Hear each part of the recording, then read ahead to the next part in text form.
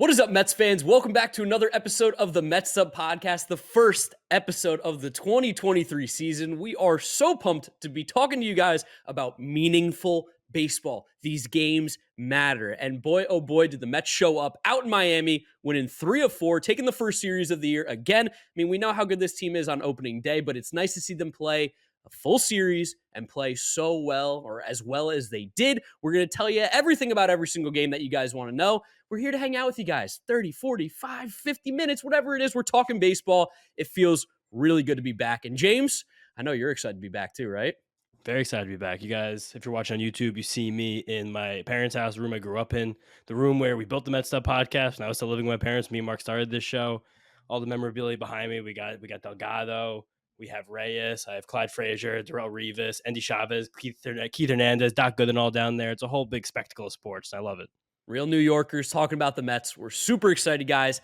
Before we get going into the episode, remember, if you like what you're listening to or hearing, or if you want to just, keep in touch with us, follow us on our social media at Mets'd on Twitter, Instagram, and TikTok. A lot of content going to be coming out this season, so you're going to want to make sure you follow, as well as we do giveaways over there. So you want to win some free stuff, that's a good place to be. If you want the YouTube version of this, make sure you go to the New York Mets YouTube channel, subscribe over there. After every series, we drop a new episode, and it will go up on the YouTube channel as well. And if you're listening to us, Apple Podcasts, Spotify, Google Podcasts, whatever it is, drop us a rating, drop us a review, and make sure you subscribe to the podcast. That is probably the most important thing you can do, so that whenever an episode comes out, sometimes they're going to be coming out early in the morning for you guys, it will go right to your phone. You'll be able to listen to it. So without further ado, James, you ready to get into some recaps about some games? Absolutely. Regular season episodes make me feel really warm inside. I'm really excited to talk about it. Everyone's excited to hear about it on Twitter too. And this was just a great series for the Mets. Just looking at it overall, took 3 or 4 from the Marlins. Very important to take that to win a series against a team that's supposed to be at the bottom of your own division, even though divisional stuff means less now because we're playing them less, but yada, yada, yada, no big deal. Really happy to beat a team that we know we're better than.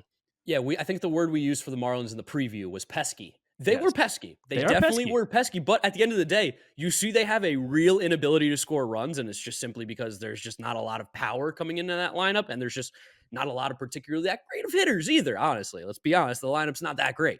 Yeah, and we said that something big this series would be being able to take advantage of the Marlins' not so good bullpen, and the team did that as a whole as well. And super cool that we're getting the Marlins for these 7 games at the beginning of the season, theoretically before Jazz Chisholm learns how to play center field because he didn't know what he was doing. I'm so glad you brought that up. I love Jazz Chisholm. He's one of the coolest young players in the game. He's extremely talented. This is not a slight at him. This is more of Love a slight at the Jazz. Marlins, because in what planet did they think that putting a guy who had never played center field, which is arguably the hardest position to play in baseball? We saw Brandon Nimmo, who is a lifetime outfielder, the time that it took for him to get to where he's at now. There are some guys who played it their entire life and still stink at it. Jazz Chisholm never played it, and he couldn't look worse out there. Not No. to really dump on Jazz here. He's learning new positions, nothing on him. But my God, I mean, that's one of the craziest decisions I've ever seen, because he made, easy plays look unbelievably difficult. He can get to more balls than us, me and you, in terms of range, just because he's unbelievably fast. But I'm confident we could catch more balls than him in center field. It's like his hands don't work out there. No, it was also more than that. It was angular. Like, he just hasn't played very much outfield, so he doesn't exactly have the sense of knowing exactly where the ball is going yet and how to get Yeah. there. I'm sure once the Savant stats populate over this next couple of days, we'll see Jazz Chisholm's path to ball time be one of the worst in the entire league, because he's just a guy who's not an outfielder. Just right now he's infielder trying to play the outfield. I don't have any doubt that eventually he'll get there, maybe even this season because he's such a freak. But really cool that we were able to take advantage of the first 4 games he played out there, getting to turn some singles to doubles, doubles to triples, and just get extra runs in places that we could. No, it's great too, especially like in game 1 when you have Max Scherzer on the mound, who is absolutely dealing up until that last inning. Getting those runs is nice. It gives us a nice lead, gives us a nice cushion. And I mean, he was disgusting through those first 4 innings. I believe he faced the minimum. And up until what? It was the 6th inning. He didn't really even find himself in any sort of trouble. No, yeah, you're right. Max Scherzer did face the minimum through 4 innings. No Marlin reached second base until the 6th inning too, which is pretty cool. And then they had that little rally capped off by the Garrett Cooper home run, who's in a team that's full of Mets killers. He's a habitual Mets killer. Even a guy who, like, hitting in the middle of that order is sneaky. Looks like he could put himself in position for a good year. He's always Yeah. been a good hitter, just can't really stay healthy. Never had a good No. enough glove to get near a lineup until right now. But overall, Max, 6 innings, 6 strikeouts, 2 walks, 3 earns, 4 hits. Wasn't like he was super sharp early. That 6th inning got away from him against a lefty like Garrett Cooper and susceptible to long balls, we know from Max Scherzer, but you got to say it was a good start overall for Mad Max. Yeah, watching the game, noticing what was going on. Like the first few innings, he was sharp. That fastball, he was getting the swings and misses. The slider was money. Even threw in a couple curveballs that made the Marlins hitters look like, oh my God, I didn't know that you were going to throw this. A little bit later in the game, like you said, just started to get hit. The slider got a little bit more flat, but that's going to happen early in the season. As we know, Scherzer, this is a long season. And to have a start like that, game one, really important for the Mets, especially, with the news that happened a little bit earlier in the day, too. Yeah, for sure. It was a kind of a blow to all the Mets fans on Thursday afternoon. We found out Justin Verlander would start the season on the IL with an injury that the name of it definitely is worse than it Yes. is because the part of his shoulder that got hurt was the teres major, but it's a minor strain of the teres major. So you got to listen to the minor, ignore the major. But he was still throwing over the weekend. Everything looks minor. Just got to roll with it. Seems like he'll be back soon. He seemed very like contrite when he was talking about it. He seemed like Yeah. more frustrated than upset, which I thought was kind of a good thing to hear as a fan coming through. But again, good to see Max deal and us play overall a good game on opening day with that, especially Mets top of the order really showed up. Nimmo, Marte, and Francisco Lindor combined for 8 hard hit balls. Francisco Lindor drove in the first run of the season with a sacrifice fly and a well struck shot. And then Brad Nimmo broke the tie in the top of the 7th after Max had given up the lead in the bottom of the 6th with a 2-run double. So really good to see our table setters, our igniters have a good game to start the season. Yeah, I mean, just in general, starting the year, Starling Marte's looked so good at the top of the order. And for a guy who, didn't necessarily get as much spring training in as we had hoped, just because he was coming back from the double groin surgery or whatever was going on with him in the offseason, him looking good, Nimmo looking good, Lindor obviously still swinging the bat well. Maybe like the average number isn't as high as you'd like, but it's a 4-game sample, so we know that's like absolutely nonsense. But at the end of the day, like those guys being able to get on base like they had, hit the ball hard, to set up for a guy like Pete Alonso in the middle of this order is so incredibly important. We talked about it. I mean, we have a meme completely waiting and ready in the wings for whenever like Mets fans inevitably get like a little upset about the offense after one game. But the lineup is good. They're going to score runs, and we saw it all series long outside of the one game. And we'll talk about this when we do like the full. We have a lot of stats like down at the bottom. The outliners don't want to scroll right now because I don't want to mess up the flow. But the Mets were taking great at bats all series. The Mets weren't Oh striking yeah. out all series, just making the Marlins pitch and pitch and pitch. By the end of the series, we were deep into their bullpen. Huascar Brazoban was old news by then, and it was just that's what this team does. They just get you and get you and get you. And I feel like a lot of Mets fans forgot how we grinded through last season, I just mean, getting after all these pitchers day after day. you could literally see it on Sandy Alcantara's face. It was like at some point he's like, "Can these guys just like get out? Can they just like go down 1, 2, 3? Like I'm having to throw a lot of pitches every at bat." And you can see it gets frustrating, and especially with the pitch clock. I don't know. There was another team that was talking about this. It might have even been the Marlins, but how now, like in previous innings, you could take your time, you could walk around the mound, you could kind of like mentally get over maybe some of like the frustrating stuff that a team like the Mets has been doing.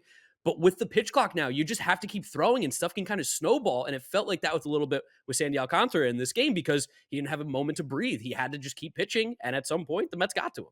Definitely. And again, long innings, long innings. I thought that was going to happen game 2 with Lazar, though. It looked like he totally Yeah. ran out of gas third time through, too. We'll get to that in a second. But I kind of like you're talking about Sandy Alcantara because if you remember, there was a game last year, the first time we faced him all year. It might have been the first time we faced the Marlins, which happened to be in June or late May. And it was Sunday afternoon, which is so funny that this year we're gonna get rid of all the Marlins games the second week of April. But Sandy threw like an 8-inning gem against the Mets on Sunday afternoon, and we were like, "Wow, we're gonna have to face this guy so much. We're gonna crush him." Since that game, the Mets have won 3 out of 4 games against Sandy. They Wow. made him throw 96 pitches in less than 6 innings in this game, and we have 11 earned runs in those last 4 games, and only 24 and 2/3 innings against Sandy. That's a 4 ERA. This That's guy whose phenomenal. ERA was barely 2 all season last year. So it seems like after that one game that got to him, something that the Mets are doing, the way we take at bats, the way we fight pitches off, the way we don't really let him be in control on the mound, we're able to do something the rest of the league can't do to Sandy Alcantara. And it's pretty awesome that the best pitcher, kind of, the Kind best of, yeah. pitcher, one of the best pitchers not in our team, in our division. This division is so stacked with pitching. It's like So kind of good. hard to pick who's the best. Sandy is great, but the fact that we can get after another team's ace like that, who we play more often than other teams in the league, is really comforting and cool. Oh, so comforting, so comforting. Because you look at the schedule and you see the Marlins, you should beat them. But then you see Sandy, and you're like, oh, that's a tough game. Still is tough. I'm not going to say that we own Sandy Alcantara because that would be nonsense. That'd be Yeah, insane. we're But bragging to, about forcing a 4 ERA in I was 25 about to innings. we make him look human. That's what it is. Sandy Alcantara looks like a human against the Mets, which I will take that. I want more humans pitching against the Mets. I don't want any more of these robots like Sandy. But another really big thing in this game too. How nice and easy was it with the bullpen? How awesome Amazing. was it to see Drew flow, Drew change, Drew come right into the game, shut it down? How about Brooks Raley. How easy of an inning was that from Brooks Raley? Like, especially with the pitch clock, I looked, I'm like, oh, it's over. This inning's over. That was like the most stress-free inning, honestly, I've felt in a very long time. I wish we actually had the clock time on that inning because it felt like it took 3 minutes. And then David Robertson coming in, who looks like, based on the usage in opening weekend, it seems like he is probably something that's going to resemble the closer of this team. Something like we predicted, something like everyone kind of knows was happening beforehand. It does look like him. And something else cool about Robertson and Brooks Raley at the end of games. While one's a lefty and one's a righty, they each look so capable against hitters of the opposite hand just because of how much breaking stuff they throw. And between the two of them, there were almost no straight fastballs thrown. Cutters, curveballs, sliders. That's something that I think is kind of cool for pitchers that late in the game because that fastball is going to be pitchers more susceptible to the long ball. And we do see Drew Smith throw the fastball. His fastball has that amazing hop that just like defies gravity. But very cool that these guys who are going to be high leverage pitchers for us have repertoires that are great against both sides of the plate and that limit the long ball. No, it was awesome to see. We also had that weird little McNeil Alonso thing in game one, too, that I feel like we should briefly talk about, where McNeil got called for a violation of the pitch clock, got a called strike on him because Pete Alonso didn't get back to first base quick enough. It was deemed that the umpires ruled incorrectly. They're supposed to just basically tell Pete to hurry it up. I mean, we know the deal. Buck knows all the rules. Buck knows all the rules. It's amazing that we've imagined knows the rules better than the umpires because Buck walked on the field immediately and said you're wrong. And then Buck got in the press conference after the game. He was like, you guys will see later once MLB makes a ruling. They were completely wrong about that. So this rule's been in existence. That was the first day it's been in existence. It existed for like a couple hours of Mets World. And Buck was like, I know it's better than you. You're never going to get anything by Buck. When we spoke to him, like, how do you know all the rules? He's like, I just like, it's kind of my job. Like, I kind of need to know this stuff. Whatever's interesting, I'm going to find out. And we saw it happen there as well. Johnny Stats, he's not with us yet on the screen, but he's dropping stats in the chat. He told us the Brooks Raley inning was 4 minutes. That's so incredibly fast. And some more Johnny stats. The Mets just are like the greatest opening day team in baseball history by a lot. After the win on Thursday, the Mets were 41-21 on opening day. And that includes 8 consecutive opening day losses for the franchise. So they didn't even win an opening day until 1970. So the Mets are 41-13 in their last 54 opening days since 1970, which is just one of the craziest stats in the world. And again, this was a very necessary win. Scherzer looked good. Top of the order hit well. Bullpen was solid. Just coming off the Justin Verlander thing, because there was a couple of hours where Mets fans were spiraling. I was kind of lost in myself, and it was just like, I don't like how this feels right now. But once this all happened, I was like, okay, we're back to baseball. All like what's on the field matters more. Yeah, and I think there were some Mets fans hate watching another game too that were pretty happy with one of the outcomes that happened, maybe in the state of Texas. I don't know. We'll just briefly mention that. Yeah, could have been hate watching. I don't know, but game one, great start to the season. Led into a bit of what we like to call on this podcast a poop fest in game two. It was we got it out early last year. I think it took a while for us to technically get a poop fest. For those of you who are new to the podcast, I know we sound like children when we say this, but it's just kind of our politically friendly, politically correct word instead of cursing on the podcast. It's our PG term. PG term for when they play a bad game. Because, I mean, relatively speaking, the offense just didn't show up. Jesus Luzardo shoved. It's kind of the story of the game. Yeah, like he shoved and he didn't shove. He looked really good, but again, we like had that opportunity to get him the third time around the order, and it's just like sometimes you get the timely hits and sometimes you don't. And I think they were flashing a stat. It was about Luzardo, where like his batting average against with runners in scoring position has oscillated from like 150 to 300 to 150 in his games and during seasons of his career. It's like, oh, Jesus Luzardo was lucky, then he was unlucky, then he got lucky again. So again, sometimes those balls are going to drop when men are on base. Sometimes they're not. This was a game we really couldn't hit in general. But I think the big story here is David Peterson. Our boy. That's our boy. We've been talking all offseason about how important he's going to be to this team. He becomes that much more important with Justin Verlander on the shelf for a period of time. And as you guys know, Jose Quintana on the shelf for the next few months. And this game started really rocking for him. It was a very, very nervous first couple innings for Peterson. Through the first 2 innings, he threw 38 pitches, 17 balls. He gave up 4 hits and a walk, a home run to Jorge Soler, and only struck out 1 Marlin. And there were a lot of situations in those first 2 innings where if the Mets didn't make wonderful defensive plays behind him or turn double plays, things could have really unraveled fast. But he completely settled down. He found his groove, found his mechanics, kind of tinkered with his pitch mix a little bit. And over the innings 3, 4, and 5, he threw 46 pitches, only 16 balls versus 30 strikes, only gave up 4 hits for those 3 innings, 4 strikeouts, no more walks, and no earned runs. And those walks are a big deal because during the spring, I think he only gave up 1 hit and walked 8 batters. And this game was totally reversed. He gave 8 hits, only walked 1 batter. Yeah. So the fact that Peterson was able to settle in, And one adjustment I saw that made him settle in was the fact he only threw one four-seam fastball over those first 2 innings, and then 13 over his next 3 innings. So out of the 14 fastballs he threw in the game, only one when he was struggling, and then the rest kind of got in there. We've been Was he talking a lot. What? throwing the sinker? Was that what the pitch was It he was was going lots of to? sinkers, and he And did have his sinker did look good. He was riding it inside on lefties and was getting that backbreaking movement, trying front door him. It was just kind of a situation where he didn't seem like he was really that comfortable placing it, and sometimes it caught too much plate and allowed some decent contact. That's how the Marlins were putting the ball in play a lot. And he was still throwing plenty of sinkers even when he made the switch. It was kind of an even ratio though, four seamers and sinkers, two seamers, whatever you want to call them.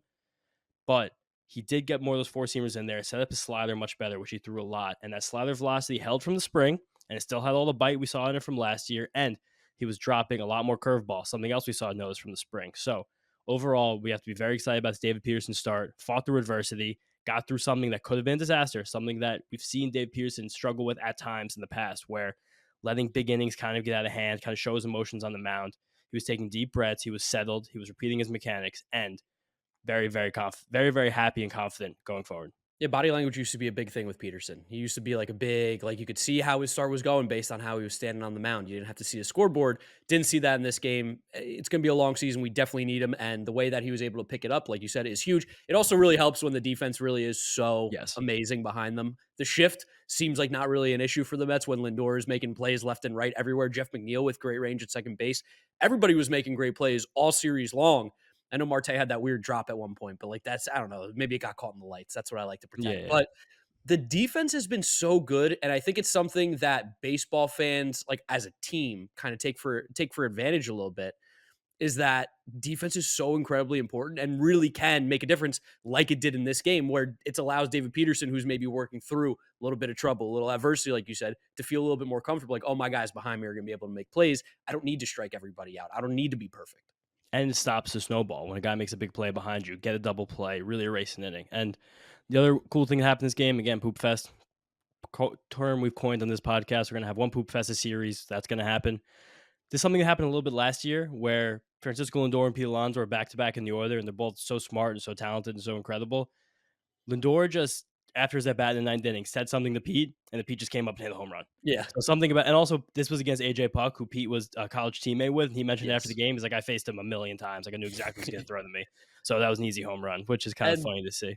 Pete crushes left-handed pitching too, Yeah. and like it was a recipe or perfect little combination there Storm. of like perfect storm. There we go. See, it wouldn't be a messed up podcast if it's me forgetting like common sayings. That was a big thing last year. Yeah, and the last thing about this game is that the Marlins dropped the throwback unis, which is something they're going to do on Fridays this year, and those are so sensational. Some of the coolest jerseys in baseball with the teal hat. Oh my god, Yeah. Are where would you like rank them? Where would you rank them? Like if you're so given like a high. tier list, like if you're going S A B C, S being the high.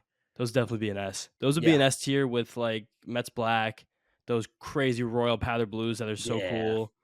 And that's kind of all I can think of. And also, like, I mean, it wouldn't be an S tier, probably an A tier, but those old school Philly powder blues are kind of sick too. Yeah, I know. Yeah, they kind of Yeah, are. The Marlins kind of fun. low key have some really good jerseys, except the ones that they wear every single day. Those jerseys are awful. They're terrible. They need a rebrand. But like the Sugar King ones are so sick too. Did And they? you see them a lot in the ballpark too. Yeah, no, that's. I mean, it's a popular one. I would wear that too if I was a Marlins fan. There's not much else to be excited about with them. Jazz Chisholm hit that big home run too and did the Euro step, and he's really cool, but he can't play center field. So we'll Yeah, we'll yeah, we'll take that. Like you said, happy to play him early in the year when he doesn't have a clue yet. Moving on to game 3. This was, I feel like, the Mark Canha game. Mark Canha necessarily hadn't been playing that well in the first 2 games, a little bit up and down. It's early in the season. You can't really care too much. But game 3, Mark Canha really put the team on his back a little bit. A home run, getting on base, hits. I mean, everything that you want out of Marky Cheerios, he did. Mets fans also pick on Mark Hanna because he's kind of the guy who links the top of the order to the bottom of the order, and people kind of look at him with the telescope. Was like, that guy in that spot in the order should be better. But Mark Hanna was like over 20% better than league average last year. And then he has a power outburst in this game where he has a home run, scores 3 runs, 3 hits, a walk, an RBI. And like, oh yeah, Mark Hanna pretty good. And made a big play at home plate against Nick Fortes, lower the shoulder, knocked the ball out, got us a run. Yeah, we've been next to Canha. He's a strong looking human. Like you Sneaky don't big. see it, I feel like, on the field because he's not like conventionally large, where you're like 6'4" and 250 pounds, like a linebacker. But then you get next to him, and you're like, oh yeah, this guy's really in good shape. And if you were Nick Fortes, I wouldn't want to be Nick Fortes. Let's just put it that way. Even with the gear on, that probably didn't feel great. No, Mark Hanna is listed 6'2", 210. I think that might be a little bit light, honestly. He's a That's big strong. guy. That's a strong 6'2". Solid. That's what it is. Solid, Solid. yes. Just And like then Cheerios. yeah, just exactly just like Cheerios. Gotta eat your Cheerios every morning. I'm at my parents' house. They always got Cheerios here. I've eaten so many Cheerios this weekend. That's why Mark Dude, Canna had this big game. my parent like, my family never ate cereal, like, we didn't really eat cereal, but there is always Cheerios in the house. It's Always. gotta be a New Jersey or, like, a Italian thing maybe. I was messing around with my family today. My aunt was over for dinner, getting some good family time in, and like that generation, like I think it's Generation X, the people after the baby boomers, people I don't born like know. 70s around then. They have so many of these things that they're like set in that like this generation always does. And like I think feel like Cheerios are one thing. I feel like just like always having like milk in the house, even though no one really ever drinks it Ye before. It's like you go out, you just get milk. You just always Yep. get milk. We just have milk. No one drinks the milk. We have It's to in get milk. case it's in case company comes over, you never know if they Yeah. need a cup of coffee. A cup of coffee, put some milk in it. You want sugar? But then the other thing that I was messing around my aunt with today, big time, is that for some reason people in the East Coast, tri-state area, between the ages of say like 49 and 61, no, not one adult's ever tried Indian food. They get Interesting. stuck in their head that like I don't like curry, it smells bad, it messes up your stomach. When like maybe curry can smell bad sometimes, but like actually the spices in your food are amazing for your stomach and it's just delicious cuisine. And like I was talking about it with them and they all looked around and they were like, yeah, none of us have ever tried Indian food and none of us ever will. And I think I'm with them, and I mean, it has to do with my Well, you're an Crohn's old man. disease. Yeah, well, and the Yeah. Crohn's, like the sensitive stomach is a little bit tough to probably have some Indian food because I know what it does to like normal people's stomachs. So for me, probably pass. But we do know that there's an amazing place in Astoria that you still have not yet tried, which I'm shocked. We've been talking about it Yeah. forever. That Action Bronson went to. What was it called? Oh, the roti boti. Roti Boti. Yeah, it's on your list. We'll get there Yeah, yeah. eventually. And shout out the Indica House on Myrtle Ave in Bushwick. That place is the bomb. But just a weird thing I've noticed this weekend. Then get back to baseball for a second Yeah, here. we had to get on a little tangent. Yeah. I'm in Westfield. I'm hanging out with a crazy crew of people all weekend. So you got to talk about it a little bit. Tylor Megill in this game, I think, was someone that Mets fans were a little bit apprehensive about. Just heading out of the spring training, his command was a little off. His velocity wasn't really there. You didn't really see the way his secondary pitches were like kind of meshing with his fastball and the rest of his repertoire. But in a big park, should be noted, against not so good of an offense, also should be noted. Megill was solid here, and he pitched, again, well enough for I think us to be comfortable with him moving forward in this hopefully seemingly short period of time where Justin Verlander will not be available.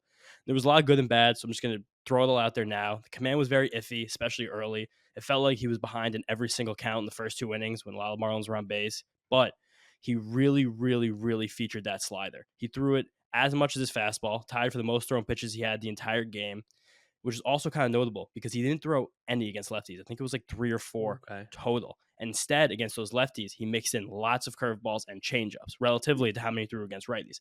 And it was cool to see him do that curveball because he dropped 11 and got 6 called strikes with it. That's kind of nice. So That just is getting nice. those free strikes with that curveball, which is something that, maybe that doesn't happen the next time he goes through the league. And now that everyone has film on this curveball in regular season games, but that was a very cool wrinkle for Tylor Megill in the game where it seemed like early, not everything was working. And he kind of gutted out through 5 innings when it really didn't feel like early he was going to get there. And I wonder if that's something that comes from like being around a Scherzer because Scherzer doesn't really throw his slider to left-handed hitters like almost at all. I think he goes with Yeah. a cutter against lefties, and he loves to drop in that curveball to try and just get a little bit of a free strike in there. So I wonder if just being around a guy like Max Scherzer, it kind of rubbed off on him. I mean, I know we spoke to him and he said that they're talking all the time. He's learning a lot from these guys, but it's cool. I feel like to see it kind of in practice in a real regular season game. And like you said, overall positive start, effective. I think would be the word that I would use for Tylor Megill. Was just Yeah. he was effective. He's exactly what we needed, especially when the offense was swinging the bat a lot better. Omar Narvaez as well kind of had his welcome to being a New York Met moment. Couple big hits, couple big RBIs. We haven't been used to seeing this stuff from the catcher position in quite some time. So it's nice to see Omar Narvaez, who has shown the ability to be a very good offensive catcher, starting to swing it well as well. Absolutely. And on top of that, 4 shutout innings from the Mets pen. New bullpen man Dennis Santana looked very good this weekend. He threw a very Yeah. easy inning in the 6th. Drew Smith came in. Brooks Raley got the last out of the 7th. Adam Ottavino got 2 strikeouts after giving up 2 hits in the 8th. And David Robertson, another nice, calm 9th inning. So Dennis again, Santana is a guy who I feel like we've always talked about. Whenever we see him, we go, throws hard, his stuff moves. Like, why doesn't he stick? What's going on here? So it's good to see that he's starting to look a little comfortable with the Mets. He came in game 4, I believe, as well, and was effective. and there's only 2 weeks with Jeremy Hefner. Imagine 2 Yeah. months. Right here, he's gonna be one of the best relievers in baseball. That's But the sprinkle. yeah, so it's a little Jeremy Hefner, sprinkle of magic fairy dust. But it is now cool. After this first weekend, we've learned a lot about how this bullpen will be managed and how Buck's can handle it. It seems like we are going to have a pretty traditional setup here where Santana and Smith are kind of like the 6th, 7th inning guys. Rayleigh Ottavino are kind of the seventh, eighth inning guys, and then David Robertson's going to be the ninth inning guy. There could be Yeah. different situations where different guys get used in different spots depending on the matchups, but I do think, again, as Mets fans, we have learned a lot this weekend about how this bullpen is going to look moving forward. Yeah, and I feel pretty good about it. Feel pretty good. Like the Marlins are pesky. Like we said, they're really, really annoying. But at the end of the day, they were able to limit them from scoring a lot of runs. That's exactly what we need, especially when the Mets offense is good. The Mets offense is good. Hold up the sign. All right, let's move on to Game 4. This is the most recent game that happened yesterday for you guys when you're listening to this.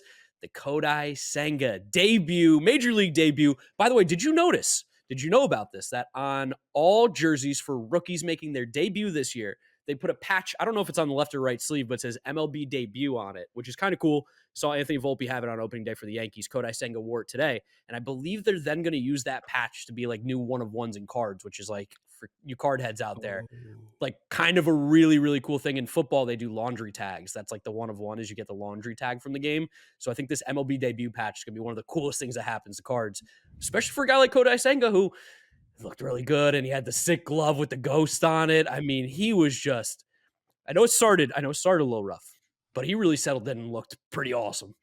Well, we definitely have to talk about that because, again, I also didn't know that thing about the patch, especially with the cards. Yes. That's incredible. That's I love when like the league and like marketing kind of gets together and does something cool like that instead of stuff that's not cool for a change. But it is important to talk about this Kodai Senga start and like the totality of it because in the first inning, people were tweeting.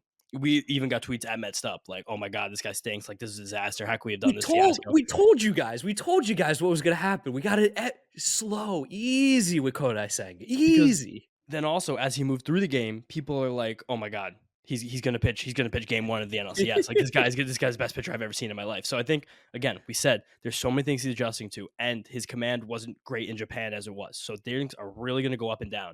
And I think it's kind of cool for us to talk about and analyze that in the first start, we saw all the up and down in one shot. Like this is gonna be Kodai Senga this year personified. And the first inning was so shaky. It was terrifying.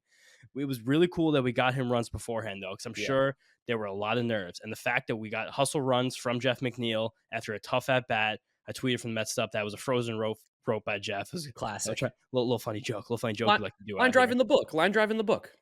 And especially they did give him a single on that, which I thought was kind of cool, even though he just ran right through the glove at first base. But cool to get those runs on the board. Also, Canada took some very tough pitches before that to load the bases, even though it was a 4-pitch walk, couple on the black to get Jeff in position to drive those runs home. So, guy making his major league debut, take a deep breath. We have runs home for you already. This is good stuff. And then in that first inning, we got through like 5 batters, and I was terrified. I was scared for Kodai Senga himself, for me as a fan, and then just for the onslaught of Mets fans, the people who are just going to get crazy when one thing goes kind of wrong.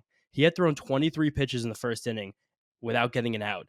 The Marlins already had a run home. The bases were loaded, and he'd already thrown a wild pitch. Yeah, I mean, my dad texted me the classic, "You watching this?" And I was like, "Oh God, yeah, yep. I am." I got one of those too. I was at the airport in Dallas. Met Taiwan Walker there in case you guys cared. I told him good luck, but even Phillies, I hope you guys don't do well. But yeah, it was a little bit shaky, a little bit.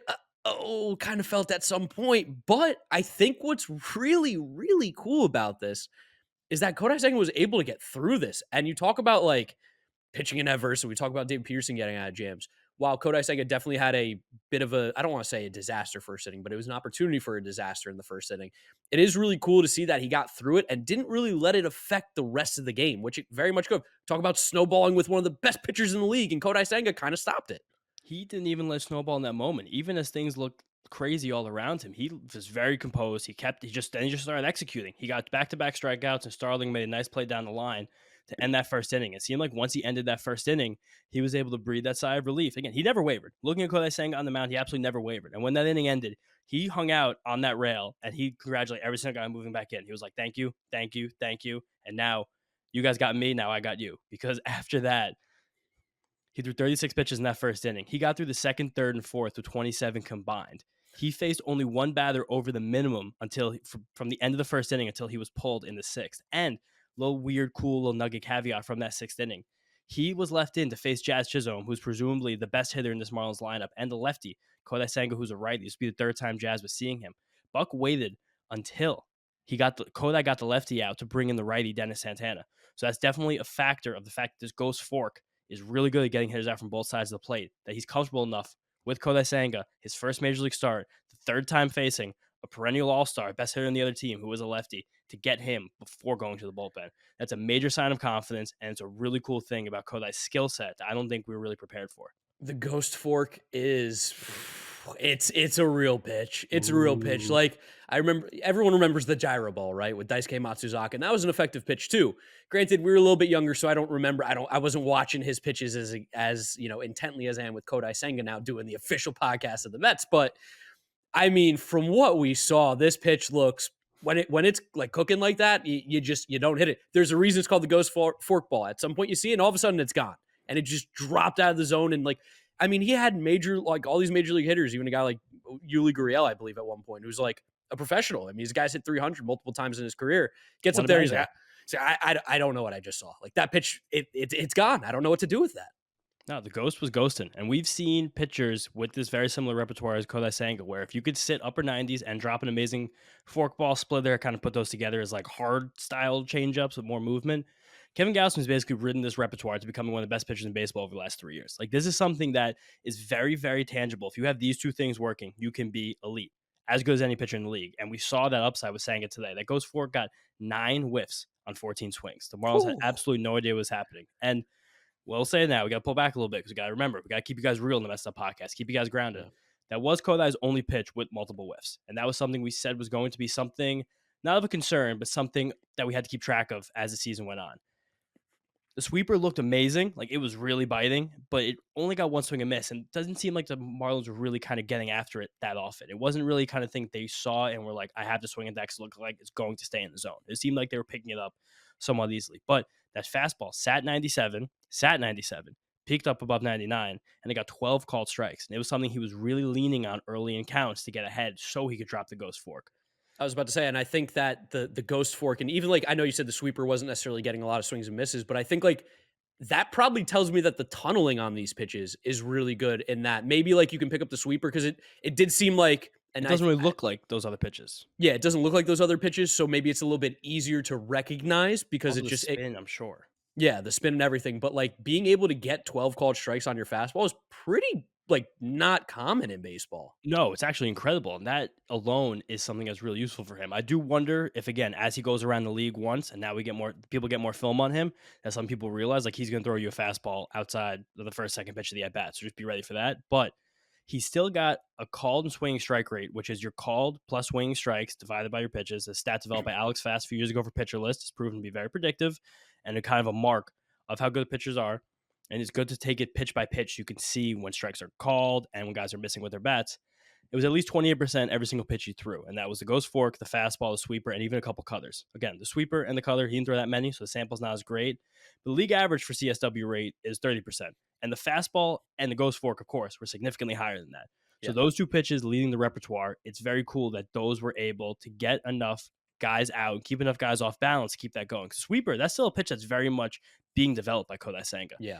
And that's a pitch that, while it is good for swings and misses, it's very good for limiting hard contact and possibly even getting ground balls. Not so much. It kind of is more for like a lazy fly ball pitch. But Senga was able to find a couple ground balls today, which I guess because that four-seam fastball doesn't have like the traditional hoppy movement, it kind of has a little more run, but more ground balls than I expected him to get. And just those pitchers were working off each other so well that we should feel really, really, really good about this debut.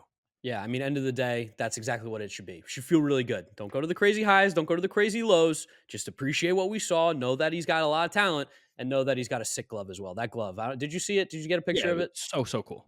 I mean, like the blue with the ghosts and everything. Everyone was loving it on Twitter too. Like it was being posted everywhere. Yeah, lots of manga vibes. Yes, lots of manga vibes. So shout Kodai, great first start. Super happy, especially because it led to a Mets win. We also got to talk about a big day for Mr. James Shiano because he had been banging the Tommy Pham drum all off season. The Mets finally signed him, and Tommy Pham has his legacy game in Game 4 of the season after a rough spring. We got a little insight though as to why maybe the spring was a little bit rough, maybe why the start of the season was a little rough. Tommy Pham apparently couldn't see. Can you believe this? Tommy Pham said he got new contacts on Friday and he can see again. It's like crystal clear. He's like, and I'm back. Like, I'm good. I couldn't believe that it was my vision. Can you even imagine doing anything, honestly, with like bad vision's got to be tough. Imagine playing Major League Baseball, trying to hit a pitch, trying to recognize spin. Whatever that doctor did with those contacts, I mean, he should be given a bonus because it looks like Tommy Pham might be back. Definitely might be back. And he played both games against lefties. He hit leadoff on Sunday against lefty Trevor Rogers, very prominent spot in the order. He was a triple short of the cycle. The Yes. Marlins are cowards for walking him in the ninth inning, absolute cowards for letting him for that happening.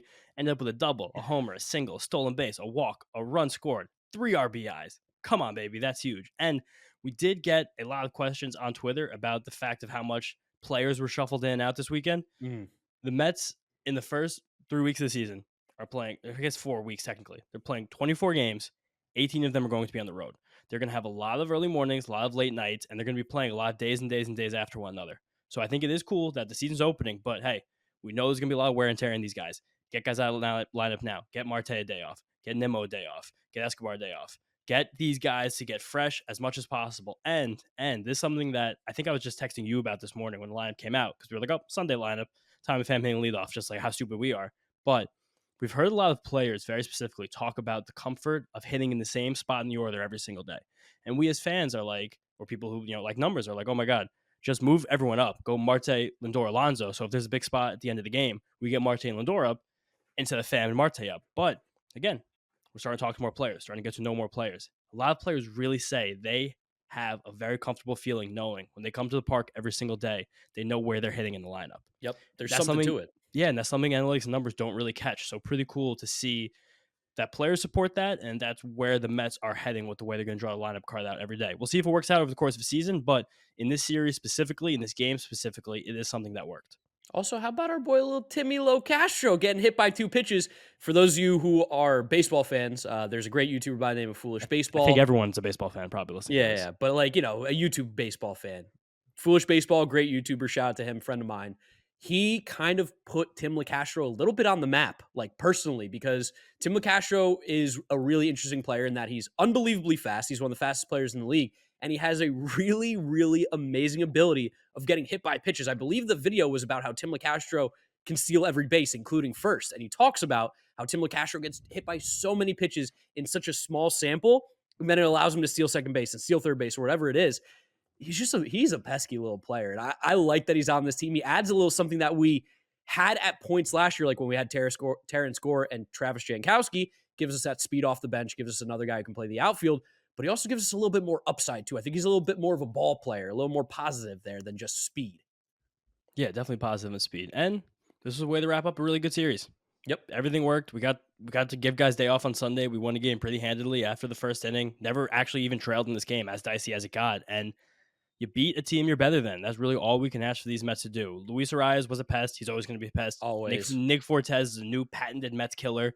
Gene Segura didn't even hit, and he still made a couple lights out plays at third base. That's just the Gene Segura thing against the Mets. He kills us. But this team just did a lot to do well. We got a lot of stats here, courtesy of Johnny's stats.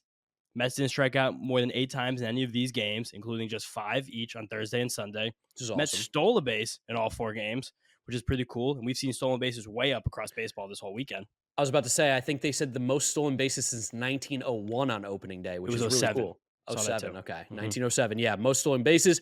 And like the success rate was really high too. So I don't know. How do you feel about just like the state of baseball right now with like the pitch clock, the shift, the new bases, the way that the game is being played now? I mean, personally to me, it didn't feel any different. Like I was like, I think this is great. And we just get a lot more action in a shorter amount of time. That's really like my comment. Yeah, I think everyone should be pretty thrilled about it. I still think the pitch clock has kinks to be worked out. I think Scherzer echoed this a lot, that just sometimes they're and this is just because the umpires aren't really used to it yet. It's getting a little rigid right now. It probably shouldn't be this rigid forever moving forward, but the rule itself, what it's doing for the game, I think is amazing. We're seeing players like work a little harder. We're seeing that cardio up. We're seeing fielders more in command. I saw before we got on recording, I was watching Sunday Night Baseball, and Trey Turner was out of breath being mic'd up like an inning in the field because he was just moving there, moving here. Like things are just, this feels like much more of a sport again instead of guys just like hanging out and not hanging out. I take that back. That was ridiculous. I don't really mean that, but it's just like the fact that we're just seeing more balls in play, more guys running, like a lot more activity. It's just, I liked it a lot. I was watching tons of baseball all weekend because this is like Christmas. It's to awesome. me, and I'm It's sure amazing. you too. I'm sure most of you guys listening too. It's just sat on my couch all weekend, like watch as much baseball as I possibly could when I was around. But it's cool. It's cool to see the game. Cool to see the game making positive movement forward. Yeah, no, a couple other fun stats about the Mets this weekend, too. Mets struck out 41 Marlins for a team that's not supposed to actually strike out that much. They're supposed to, these guys that were brought in were about putting the ball in play, struck out a ton, and the Mets bullpen only allowed 1 run in 13 2/3 innings pitched with 3 walks. I mean, if you want anything, to get excited about with the bullpen. That stat right there should tell you everything. Weirdly enough, though, the Mets are not back in Miami till September. Mm-hmm. So, I mean, we'll talk about them next week as well on the home opener, which should be a lot of fun. But then we can say goodbye until Aaron Rodgers has at least 10 touchdowns with the Jets. yeah, there you go. So really, really excited about what happened this opening series. Just a little minor league thing. Brett Beatty's ripping the cover off the ball. Francisco Alvarez ripping the cover off the ball. They'll be coming soon. Yeah, and again, we told you guys about this, but the Beatty thing is going to happen. It's just like we need to play some game theory here, and he just need to like really go down, really just like absolutely force the issue. And through 3 minor league games, I think he had 3 home runs. He had a grand slam on Saturday. He had a couple more hits on Sunday. He's making great plays at third base. I think he has like over a 500 batting average through his first 3 games. It's just he's really just crushing the ball. Did you catch the YouTube comments after our season preview? Someone was really upset that we were not up in arms about Brett Beatty not starting the year at third base. They're like, these Mets guys, they don't say anything. We're like, no, we just like rationally think about like everything, and you take the information that you have.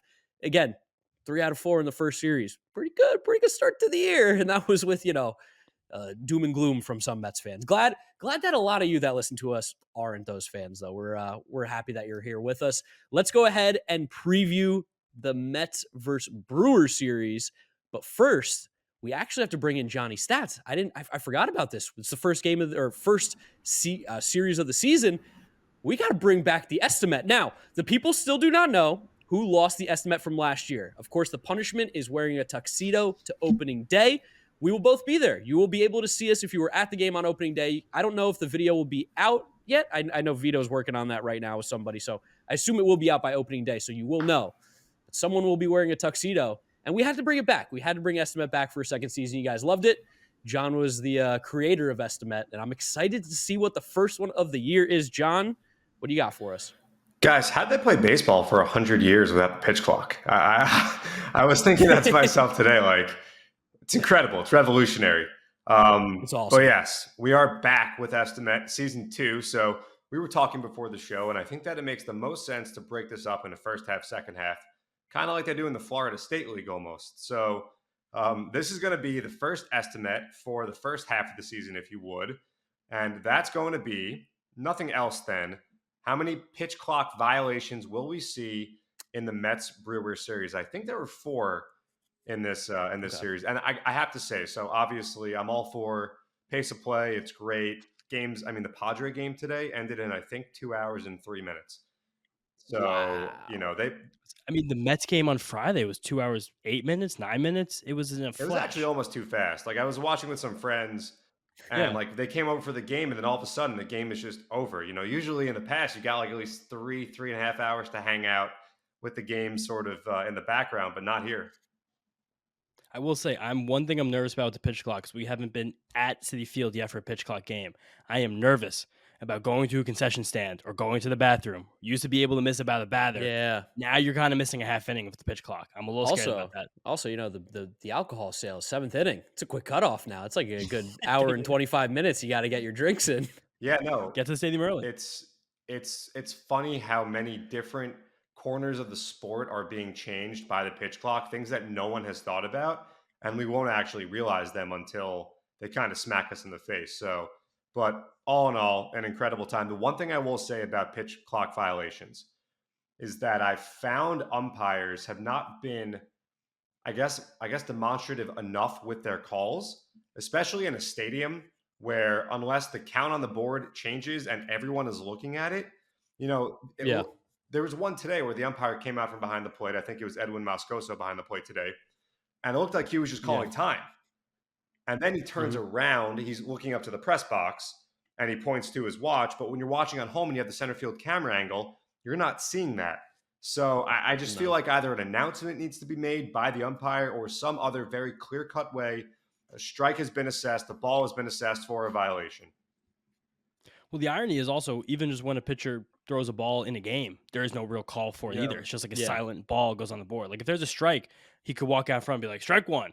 But for the ball, there really isn't even an option for that. Yeah, I guess. No, you just kind of quietly say like ball. Yeah, which is why maybe some sort of an announcement would be good. I don't know. I think that after 2-3 weeks, 4 weeks, which is a month, fans will be used to this, and it'll kind of just be second nature. That's where I'm hoping, or where I think this gets to. But right now, there's a learning curve in stadiums. For It's kind sure. of weird. Yeah. But anyway, No, Thursday's gonna be a trip. Thursday's going to be a trip. Thursday, one of you will be wearing a tuxedo. Now Yeah. we start the journey to see who will be whatever the next punishment is. By the way, guys, when you tell the listeners, how are we going to determine what the second punishment's going to be? So we want you guys at home to be tweeting us whatever way you can reach out to us. If you see us at the stadium, say, if you got a great idea for what the punishment can be for the first half, let us know. Obviously, tuxedo is always in play, but we don't also want to do the same thing over and over again. We want to keep it fresh. We want to keep it fun. So as long as you guys can come up with a realistic punishment, not something that's like absolutely crazy, like, streak on the field. Like, that's not going to happen. That's within not a real reason. punishment. But like a tuxedo to the game, or I don't know. Maybe we don't do 9 hot dogs again. That was a tough one. James really is still bad. recovering, but That has to be something that's like, I mean, Esti-Met, we're going to do this for like 100. The first half punishment is almost more meaningful than the second half punishment. It's going to be more games. By the time we Yeah, get to the true. All-Star game in Seattle, it's the middle of July. It's a long way from now. And I think there's even a chance we're both at the All-Star game. So yeah, we could even incorporate something in Seattle into the punishment. Maybe like someone's got to eat like 1,000 grasshoppers. That'd be kind of That's a good funny. one. But That's a good one. yeah, so just you guys, hit us up with some Esti-Met punishments if you guys want to see Mark doing it, because of course he's going to lose this first half. no shot. So James, you got your number? I got my number written down already. I do have my number, yes. All right, John, you want to count us down Yeah, here? let's do it. First Esti-Met of 2023. Reveal in 3, 2, 1. Ooh, Nice, perfect. Off to a great start. Okay, 2. I'm I confident. I had 2 and I switched to a 3. I honestly was gonna go with 1, but I was like, James is not gonna pick 2. Like that's too low of a number for I almost James. picked 2. That's kind of funny. I kinda also got thought ahead of about- me before I even got there. I thought about 0 as well. I was like, what if they just don't have one? But I feel like it's happened like in every single game, and it's probably going to happen, like John said, for the first month. So, all right, John, thank you so much for the Esti-Met. We will check back with you on the next episode to see who ends up winning. I think it is now time for us to preview this Brewers series, like we just mentioned. Brewers are a good team. A team that Brewers me are and a you good have team. spoke a lot about off camera, a team that I thought could definitely win the division. I think in your predictions, you actually had them winning the National League Central. Mhm. Sneaky good lineup. I think that's the way to say it. Sneaky good. I don't think it's a good lineup, but it's sneaky good. I would say their lineup is deeper than you would imagine just from playing Yes. this team in the last couple of years. They're coming off winning 2 out of 3 against the Cubs this weekend, in Chicago this weekend, a team that was vastly improved, a team that has an okay rotation, an okay lineup in the Cubs. Again, I think the Brewers are significantly better than the Cubs, but they're better than them. This Brewers lineup right now still has Christian Yelich at the top, Jesse Winker, recent addition, Willie Adames, Riley Tellez in the middle, coming off huge seasons, Brian Anderson, old friend, recent addition, and then Garrett Mitchell, Bryce Turang, Joey Weimer. A couple prospects are up there trying to make a play, and there's another guy they added. Who is it? Luke Voigt. And Luke Voigt. No, there's another guy they added in the offseason who I can't remember right now. They added another guy to this team? I'm thinking. Keep talking. Luis right now. Urias is on the team, of Yeah, course. Luis Urias on the team. You It's said just- Winker, didn't you? You said Yeah, I Winker. said Winker, and he's hitting second. He's presumably like one of the best hitters in that lineup. And that 1 through Oh, William 4 Contreras. William Contreras. There it is. Yes. So that 1 through 5, when Contreras is playing, of Yelich, Winker, Adames, Tellez, Contreras, that's kind of a legitimate 1 through 5. There's no easy outs there, and it's a lot of guys who could put the ball out of the park. So Yes. this is a lineup that is significantly better than we've seen in years past, and we know the rotation is great, and we are getting 2 out of 3 of their studs going into the series. And also, all Mets fans, be aware, 3-game series, 2-day games. We're playing 2 o'clock Eastern time on Monday and 1:40 Eastern time on Wednesday. So everybody be aware, set your clocks, don't miss those games. Monday afternoon, Brewers home opener. We have Carlos Carrasco versus Freddie Peralta. Peralta's a guy who was one of the best pitchers in baseball, literally, in 2021. He dealt with a lot of injuries last year, but very talented guy. Going to see him. And then Tuesday night, 7:40. Another interesting start time there. Be aware of that. Weird times of the series. Max Scherzer, second start of the year against Wade Miley, a guy who is just straight junk, just crafty lefty. He can be very annoying and unfortunate. Look at Tommy Pham for another legacy game there. Did you see Johnny Stat's stat he just dropped us? Apparently 4 of 6 Wade Miley starts against the Mets in his career have ended 5-4. So, Okay, so yeah, if you guys bet responsibly, I mean, that's something that you probably get insane odds on just in case. That's just a weird anomaly. And then Wednesday afternoon, travel day, home opener eve, David Peterson versus Corbin Burns and an ace-off. which we've hit Corbin Burns okay, right? Like, I don't know. I don't If John can remember. get some stats on that split right now, that'd be great because I can't type fast enough. You know what I was But thinking of? I was thinking Jose Peraza, but he owns Josh Hader. It Josh wasn't Hader, Corbin yeah. Well, Burns. now he's out in San Diego. We're going to get him next week. But this Brewers team is annoying. Corbin Burns didn't have a good start opening day against the Cubs, but he's one of the best pitchers in all of baseball. Second year in a row, he had a bad start in Chicago on opening day. Yeah. So I think it might just be like a Chicago. It's cold. It was like 35 degrees and windy. Like that place has got to be miserable to play in April 1st, or I was technically March at that time. Got to be a miserable place to be. Yeah, and he's just really good. Like he's used to pitching inside too. He's used to pitching inside, Yeah. all comfy cozy. He'll be comfy cozy, and I'm sure he's gonna be nice. But John just told us in September last year we scored 5 runs against him. So the Mets have had some success. We'll take it. The lineup's good. Trust the process. Trust the team. Trust the lineup, and I think we'll be okay. You said it was Carrasco, then Scherzer, then Peterson. Scherzer, Peterson. Cool. Yeah. I mean, listen, it's going to be good baseball. This could be like a playoff matchup at some point, too. Both teams are very much playoff teams, I think. Brewers maybe aren't getting as much respect. They're respect on their name. They're a good team, and Craig Counsell is one of the best managers in baseball, without a doubt. So I'm excited. I also love day games. I love day games. There's nothing like a day baseball game. Well, yeah, that comes from not having a job. I have a job. I just don't have a 9 to 5. Listen, I mean, you know what I'm doing behind the scenes. I'm going to be working during the early hours of the day this year. So we'll see how it goes. 11 a.m. 11 a.m. Yeah, it's a good start time for your boy. Listen, I'm going to use the YouTuber life to my advantage at all times. As you should, I'll never feel bad about it. But I think that pretty much wraps up this episode here. The anniversary of Gil Hodges' death today. He passed away. How many years ago was this? I got to do quick math. 1972. So that is what? 51. 51 years ago since Gil Hodges passed away. Legendary Mets manager, of course. And this is the end of the episode, guys. Game 1, Game 2, Game 3, Game 4, Series 1 of the season has officially been put in the books, and we come out with a 3-4 series win, which is absolutely phenomenal. We love it. Thank you guys so much for listening and watching to this episode of the Mets'd podcast. Remember to follow us on all our social media at Mets'd on Twitter, Instagram, and TikTok. Our producer Vito is going to be working hard to make sure you guys show him love on the video side and on the TikTok and Instagram side as well. We really do appreciate it. If you're listening to us, Apple Podcasts, Spotify, Google Podcasts, Odyssey, drop us a rating, drop us a review. Most important, download and subscribe. It really does help us out. We do appreciate it. Follow James on Twitter at James_Schiano. And you can follow me at Giraffe Neck Mark with a C. We will catch you guys after the Brewers series for the home opener, season preview, all that good stuff. And let's go Mets. See ya. Let's go Mets, baby. See you guys next time.